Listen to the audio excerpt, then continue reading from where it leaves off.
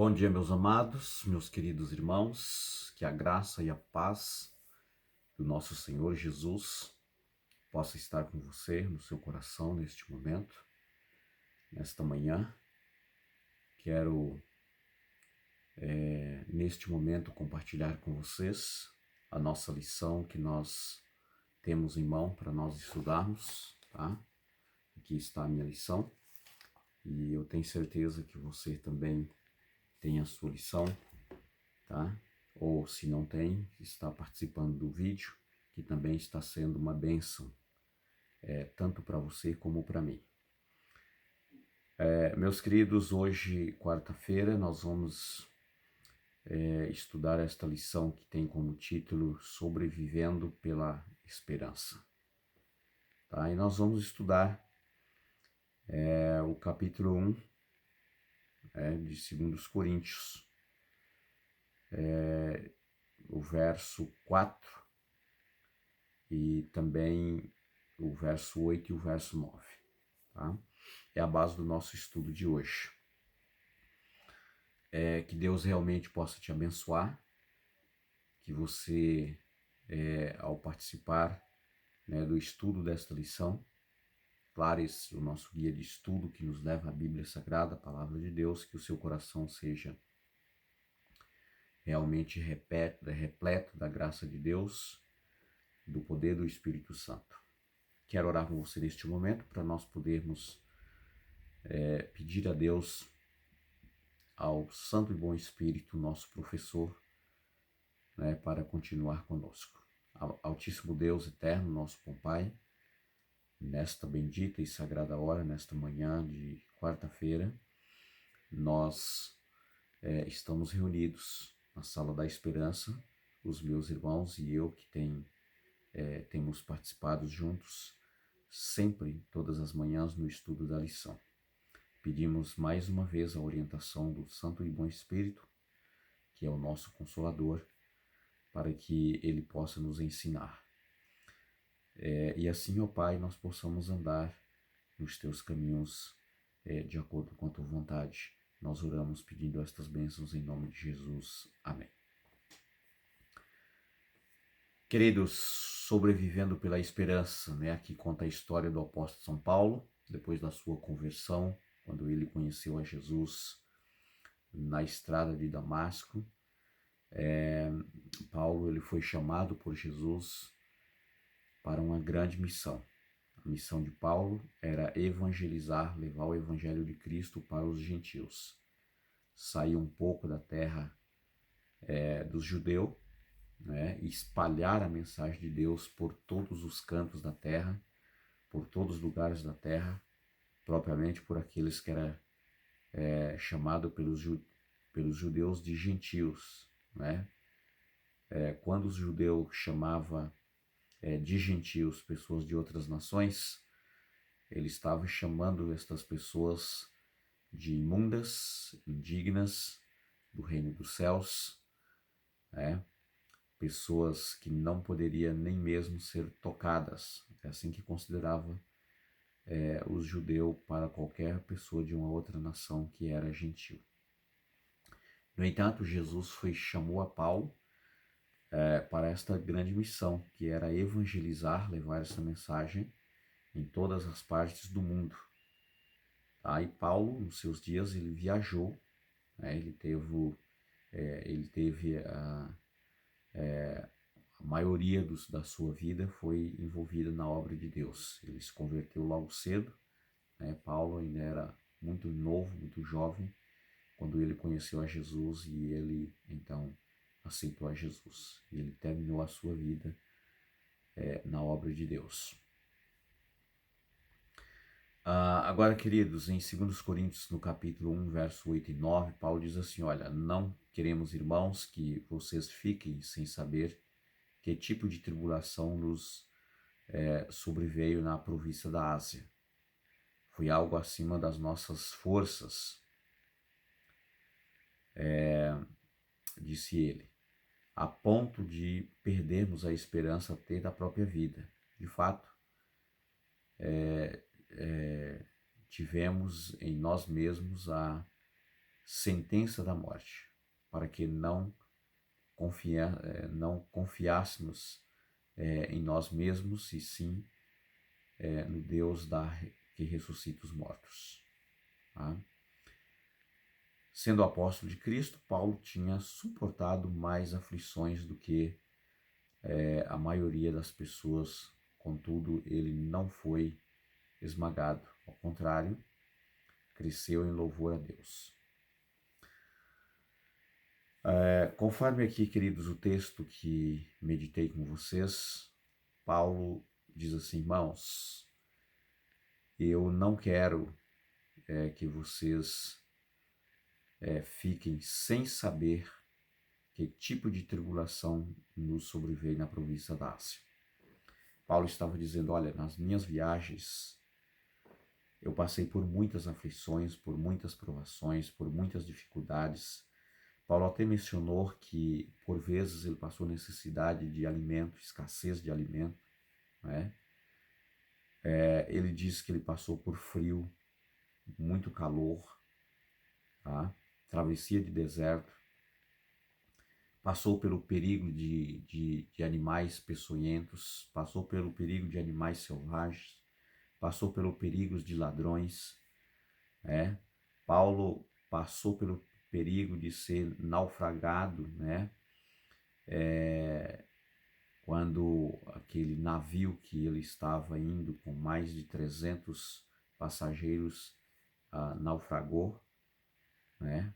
Foi despedaçado pelas ondas, mas ainda assim Deus o salvou, todos que estavam ali dentro daquele navio. Meus queridos, Paulo diz assim: meus irmãos, eu não quero que vocês fiquem sem saber que realmente nós passamos por muitas privações, muitas provações, muitas dificuldades. Mas Paulo diz assim: eu agora sei por que eu passei por tudo isso, sei por que nós passamos por tudo isso. Realmente ele diz que ao suportar estas aflições, ele diz que a maioria das pessoas fiquem sabendo.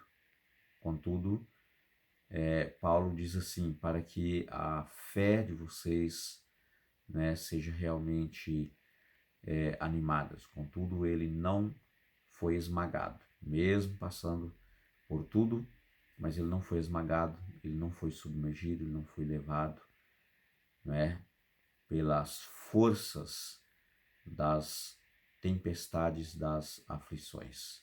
Ele diz assim: ao contrário, eu cresci em louvor a Deus. Eu tive a oportunidade de conhecer mais a Deus, de andar mais perto de Deus e crescer mais na vida espiritual. Tá? Então, queridos, aqui no verso, por exemplo, 4 do capítulo 1 de 2 Coríntios, Paulo diz assim: olha, que nos consola em toda a nossa tribulação, para que possamos consolar os que estiverem em alguma tribulação, com a consolação pela qual nós mesmos somos consolados por Deus. Então Paulo diz assim: olha, irmãos, realmente nós fomos consolados por Deus nas nossas aflições. As nossas aflições, na verdade, não foi uma miséria para nós, mas foi uma vitória para nós, porque Paulo diz que por meio das suas tribulações, ele passou a confiar mais em Deus, em esperar mais em Deus, em ter mais paciência, né? Em ser mais pacífico.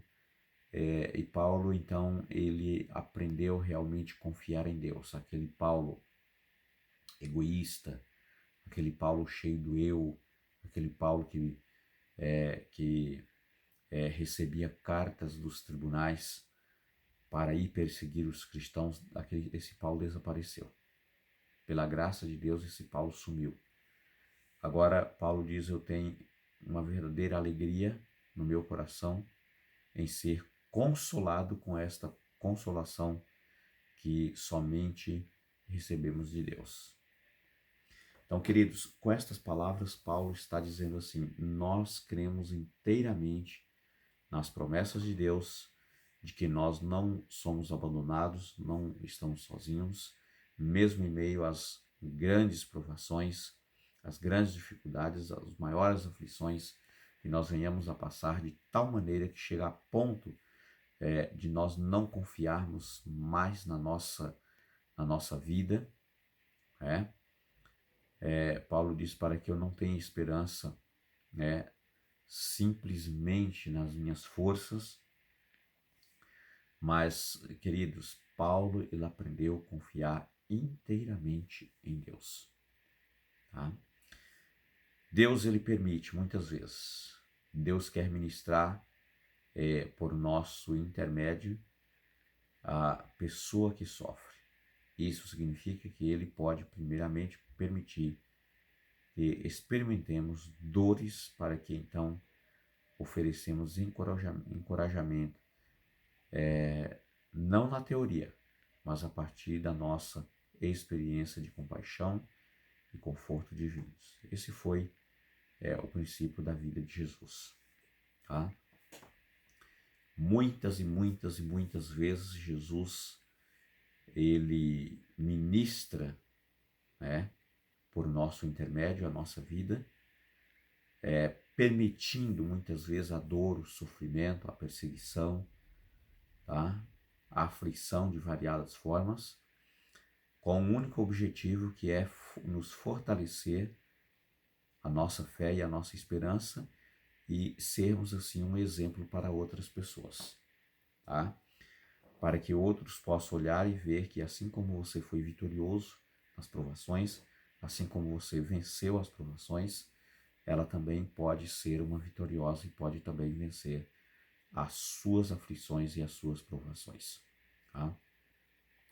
O maior desejo de Deus é que nós sejamos exemplos para outras pessoas, queridos, não simplesmente na teoria, mas principalmente na prática. Principalmente no nosso dia a dia, na nossa vida, mesmo passando por aflições, por provações, mas ainda assim vivermos uma vida de fidelidade, uma vida de fé, uma vida de esperança, uma vida de testemunho do amor de Deus, da esperança da segunda vinda de Jesus. Tá? Então, muitas vezes Deus ele permite realmente que o nosso sofrimento seja para nós um aprendizado e um crescimento na nossa vida espiritual. Tá? As vividas descrições de Paulo sobre suas dificuldades não foram escritas para que nós venhamos a sentir pena dele, mas para sabermos que mesmo quando estivermos no fundo do poço, o Pai pode intervir para levar compaixão e consolo. Podemos até perder a esperança quanto à nossa vida, mas não tenhamos medo. Deus está nos ensinando a depender dele e podemos confiar nele, pois o Senhor ressuscita os mortos, diz o apóstolo São Paulo no verso 9. Deus, esse Deus maravilhoso, querido, ele pode trazer até mesmo os nossos entes queridos, que desceram ao sepulcro. Deus é tão maravilhoso, é tão grandioso, que ele permite os nossos sofrimentos para nós crescermos, tá? Para nos tornarmos, pela graça de Deus, melhores. Aprendermos mais de Deus, e desaprendermos a nossa própria vontade, nossos desejos do nosso próprio coração. Então, queridos, que realmente Deus esteja contigo, que Deus possa te abençoar, que você tenha um ótimo e abençoado dia, que a sua família possa ser abençoada por Deus, os seus filhos, que vocês possam prosperar no seu trabalho, nos seus negócios. Tudo isso é aquilo que eu desejo para vocês. Essa é a vontade de Deus também, fazer sempre o que Ele puder para abençoar a vida de cada um de nós. Então, queridos, que realmente essas lições vêm trazer para nós conforto, esperança, alento para o nosso coração e um desejo sincero de continuarmos nos ensinamentos e naquilo que realmente Deus quer que nós sejamos pela sua graça. Tenha você um ótimo dia, que Deus te abençoe ricamente e, se Deus quiser, até logo nós estaremos de volta na nossa Sala da Esperança com outra mensagem muito importante para o nosso crescimento espiritual. Amém.